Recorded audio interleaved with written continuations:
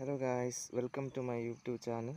ഇന്നത്തെ വീഡിയോയിൽ ഞാൻ പറയാൻ പോകുന്നത് പൾസർ 150യുടെ 2 വർഷത്തെ ഓണർഷിപ്പ് റിവ്യൂ ആണ്. ഇതിൻ്റെ നെഗറ്റീവ് സൈഡും പോസിറ്റീവ് സൈഡൊക്കെയാണ് എന്ന് എനിക്ക് പറയാനുള്ളത്.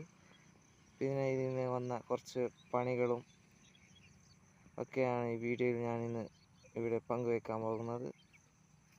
എന്നാൽ വീഡിയോയിലേക്ക് കിടക്കാം. ആദ്യമായിട്ട് പറയാനുള്ളത് ഇതിൻ്റെ ടാങ്കാണ്. ഇതിൻ്റെ ടാങ്ക് 15 ലിറ്റർ കപ്പാസിറ്റിയാണ്. എല്ലാ പൾസറിനും പോലെ ഇതിൻ്റെ ടാങ്ക് 15 ലിറ്റർ കപ്പാസിറ്റി ഉള്ള ഒരു ടാങ്കാണ്. ഈ ബൈക്കിന് എനിക്ക് കിട്ടുന്ന മൈലേജ് 40-നും 50-നും ഇടയിലാണ്. 40-നും 50-നും ഇടയിലാണ് എനിക്ക് കിട്ടുന്ന മൈലേജ്. ഇതിൻ്റെ എൻജിൻ സൈഡിലേക്ക് വരുമ്പോൾ 149.5 cc ആണ്. Air cooled എൻജിനാണിത്.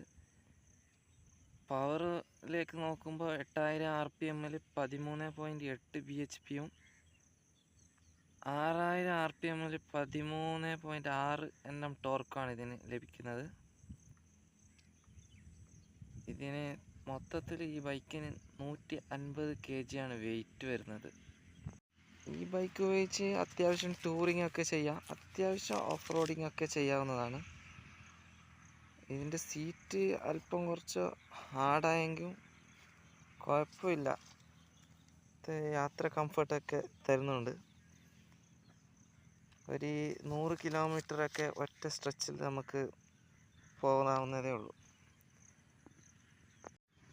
ഇത് ട്വിൻ ഡിസ്ക് അല്ല, ഈ ബൈക്കിൻ്റെ സിംഗിൾ ഡിസ്ക്കാണ്. ഫ്രണ്ട് മാത്രമേ ഡിസ്ക് വരുന്നുള്ളൂ.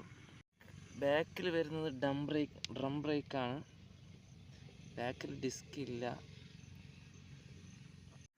ഞാനിതൊരു സെക്കൻഡ് ഹാൻഡ് ബൈക്ക് മേടിച്ചതാണ്. അപ്പോൾ ഇതിന് ഇടയ്ക്കിടയ്ക്ക് മിസ്സിങ് പോലെയുള്ള കംപ്ലൈൻ്റൊക്കെ സാധാരണ വരുത്തുന്നുണ്ട്. ടാങ്കിൽ വെള്ളം കയറുന്നതാണ് എൻ്റെ മെയിനായിട്ടുള്ള ഇഷ്യൂ. അതിന് വേണ്ടിയിട്ട് ഇങ്ങനെ ഒരു ബാഗ് വെച്ചിട്ടുണ്ട് ഞാൻ. ഇങ്ങനെ ഒരു ബാഗ് വെച്ചാൽ ടാങ്കിൽ വെള്ളം കയറുന്ന പോലെയുള്ള ഇഷ്യൂ ഒക്കെ ഇല്ലാതാവും. പിന്നെ ഞാനിതിന് മിസ്സിങ് വരുന്നതിന് ഒഴിവാക്കാൻ വേണ്ടിയിട്ട് ഒരു കാര്യം ചെയ്യുന്നത്, ഒരു ഫിൽറ്റർ ഞാൻ കയറ്റി വെച്ച് കാണുന്നുണ്ട്. അപ്പോൾ ഈ ഫിൽറ്റർ ഞാൻ വെച്ച്, അപ്പോൾ ഇതിലുള്ള തുരുമ്പൊക്കെ ഇവിടെയൊക്കെയാണ്.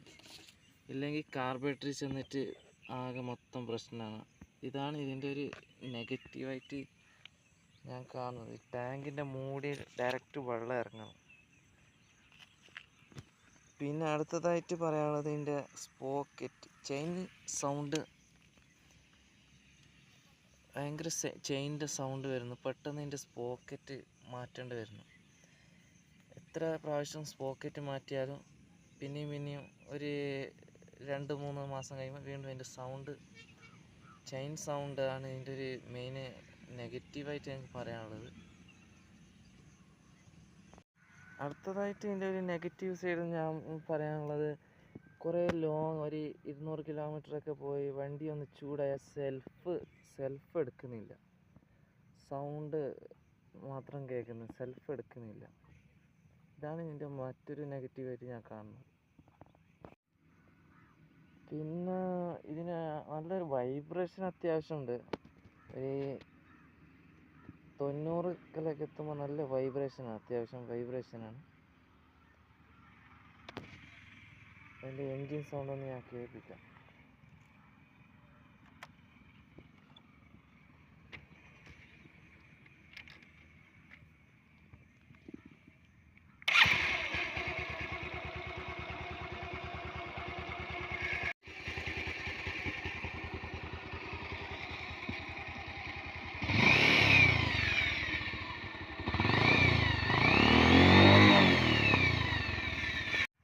അടുത്തതായിട്ട് പറയാനുള്ളത് ഇതിൻ്റെ ഹെഡ്ലൈറ്റാണ്. ഇതിൻ്റെ ഹെഡ്ലൈറ്റിന് രാത്രി സമയത്ത് അത്ര വെളിച്ചം പോരാ.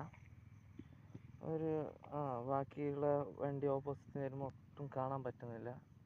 ഇതിൻ്റെ ഹെഡ്ലൈറ്റ് രാത്രി കൂടുതൽ ഓടുന്നുണ്ടെങ്കിൽ അഡീഷണലായിട്ട് ലൈറ്റ് വെക്കണം. അതാണ് ഇതിൻ്റെ ഒരു നെഗറ്റീവായിട്ട് പറയാനുള്ളത്. പോസിറ്റീവ് സൈഡ് നോക്കുമ്പോൾ വണ്ടി അത്യാവശ്യം കംഫർട്ടാണ്. ലോങ് ഡ്രൈവിനൊക്കെ യൂസ് ആക്കാവുന്നേ ഉള്ളൂ. അത്യാവശ്യം ഒറ്റ സ്ട്രെച്ചിൽ 300 കിലോമീറ്ററൊക്കെ എടുക്കാം. പില്ലിന് അത്ര കംഫർട്ടായിട്ടുള്ള ഒരു സീറ്റല്ല, അത്യാവശ്യം നല്ലൊരു ഹാർഡായിട്ടുള്ള ഒരു പോർഷനാണ് ഇവിടെ ഉള്ളത്. ഓട്ടുന്ന ആൾക്ക് കംഫർട്ടോടെ കൂടി ഓട്ടാവുന്നേ ഉള്ളൂ. 40-50 മൈലേജൊക്കെ കിട്ടും. പിന്നെ 2011 ആയതുകൊണ്ട് ABS പോലെയുള്ള ഫീച്ചേഴ്സ് ഒന്നും ഇല്ല. ടയർ ലോക്കാവും അങ്ങനെയൊക്കെ ഉള്ള ഇതൊക്കെ ഉണ്ട് വണ്ടിക്ക്. എന്നാലും നല്ല കംഫർട്ടോടെ യാത്ര ചെയ്യാൻ, എത്ര ഓടിച്ചാലും ഒരു മടുപ്പ് തോന്നില്ല.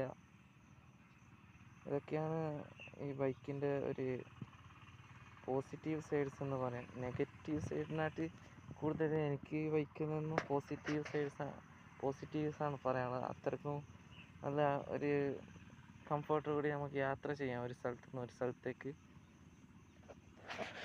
ഒരു ലാഗില്ലാത്ത നല്ല അത്യാവശ്യം പവറോട് കൂടിയുള്ള ഒരു ബൈക്ക് തന്നെയാണ് പൾസർ 150 എന്ന് പറയുന്നത്. വണ്ടിക്ക് എന്ത് സാധനം പാർട്സിൻ്റെ അവൈലബിലിറ്റിയൊക്കെ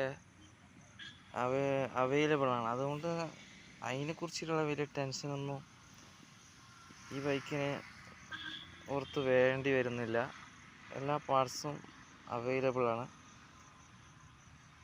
പിന്നെ ഇതിൻ്റെ ചെയിനാണ് പറയാനുള്ളത്. ചെയിൻ്റെ സൗണ്ടും പിന്നെ മിസ്സിങ് എത്തനോളിൻ്റെ ഒരു എത്തനോള് E20 ആയതിനു ശേഷം ഇതിന് മിസ്സിങ് കുറച്ചും കൂടി കൂടുതലാണ്. ഇതിന് മിസ്സിങ് ഇഷ്യൂ ഉണ്ട് വണ്ടിക്ക്. മിസ്സിങ് ഇഷ്യൂ അത് കാർബറേറ്റർ ക്ലീൻ ആക്കിയിട്ടാകുമ്പോൾ ശരിയാണ്. എന്നാലും E20 ആയത് പിന്നെ മൈലേജും ഡ്രോപ്പ് വന്നിട്ടുണ്ട് വണ്ടിക്ക്. ഇതൊക്കെയാണ് ഇതിനെക്കുറിച്ചിട്ട് പറയാനുള്ളത്. അപ്പോൾ ഈ വീഡിയോ ഇഷ്ടപ്പെട്ടു എന്ന് വിചാരിക്കുന്നു. സോ ഗൈസ്, അപ്പോൾ വീഡിയോ ഇഷ്ടപ്പെട്ടു എന്ന് വിചാരിക്കുന്നു. അടുത്ത വീഡിയോ ഇതിൻ്റെ മൈലേജ് ചെക്കിങ് അങ്ങനെയുള്ള കൂടുതൽ വീഡിയോയ്ക്കായി ചാനൽ സബ്സ്ക്രൈബ് ചെയ്യുക. അപ്പോൾ അടുത്ത വീഡിയോയിൽ കാണാം. Thank you for watching. By.